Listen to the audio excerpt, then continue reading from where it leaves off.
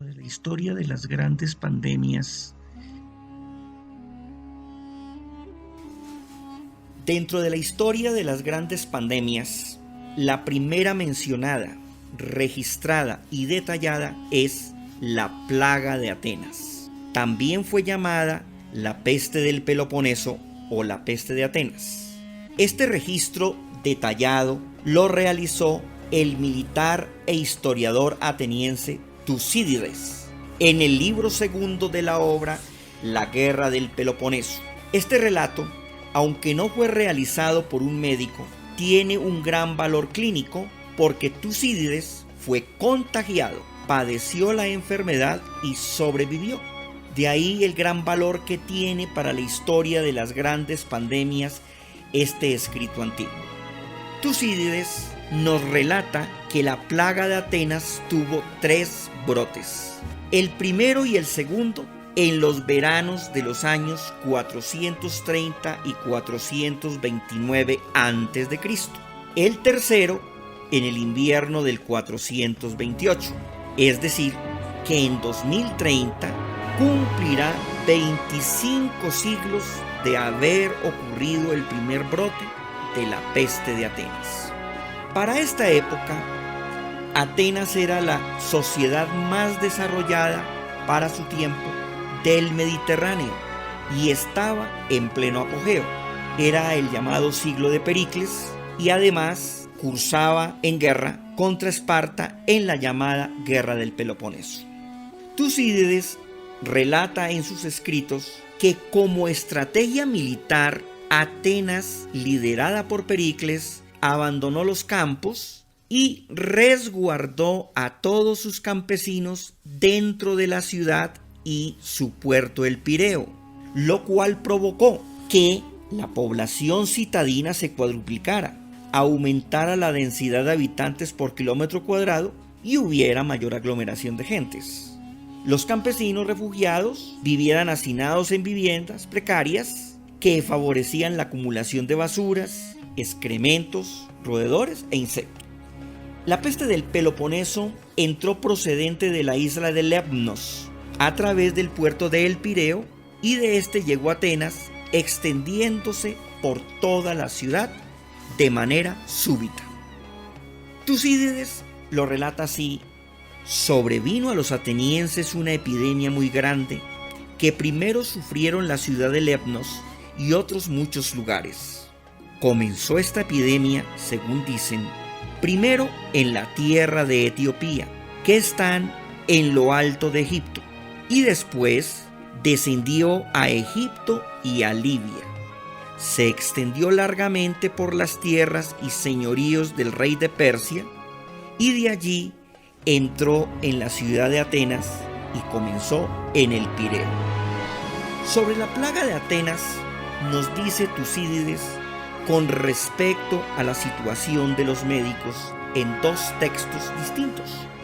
En el primero expresa: los médicos no acertaban el remedio porque al principio desconocían la enfermedad y muchos de ellos morían los primeros al visitar los enfermos. En otro relato escribe: la dolencia era tan contagiosa que atacaba a los médicos. A causa de ello muchos morían por no ser socorridos y muchas casas quedaron vacías. Los que visitaban a los enfermos morían también. Ahora, ¿cómo era la clínica de la enfermedad? Tucídides la describe de la siguiente manera. En una parte dice: primero sentían un fuerte dolor en la cabeza, los ojos se ponían colorados e hinchados, la lengua y la garganta sanguinolentas y el aliento hediondo y difícil de salir, produciendo continuo estornudar. La voz se enronquecía y descendiendo el mal al pecho, producía gran tos, que causaba un dolor agudo, y cuando las materias venían a las partes del corazón, provocaba un vómito de cólera que los médicos llamaban apocatarsis, por lo cual, con un dolor vehemente, lanzaba por la boca humores hediondos y amargos, produciéndose pasmos que le pasaba pronto a unos y a otros les duraba más. En otro texto, continuó con su descripción semiológica y escribió: el cuerpo por fuera no estaba muy caliente, ni amarillo, y la piel poníase como rubia y cárdena, llena de pústulas pequeñas. Por dentro sentían gran calor, que no podían sufrir un lienzo encima de la carne, estando desnudos y descubiertos.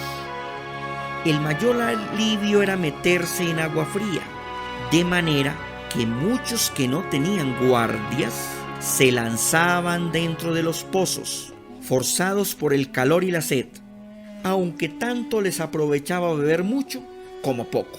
Y finalizó la descripción clínica de esta manera: algunos morían de aquel gran calor que les abrasaba las entrañas a los 7 días, y otros dentro de los 9 conservaban alguna fuerza y vigor.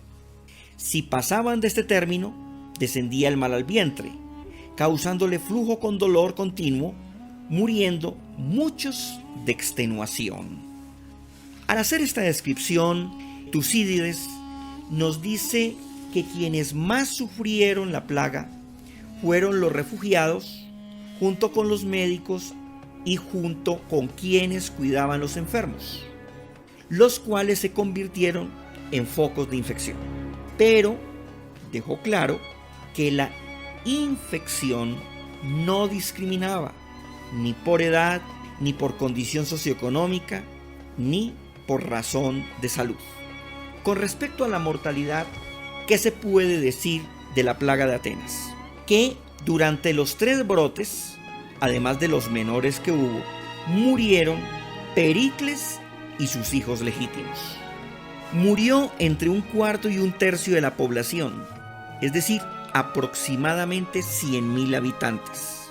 Esto sin contar que murieron 4.000 de los 29.000 hoplitas, ciudadanos soldados, y 3.000 de los 12.000 soldados de caballería. Según lo relata Tucídides, también murieron aves de rapiña y animales, especialmente perros. ¿Y cuál es la causa? Pues hay que responder, se desconoce hasta el día de hoy.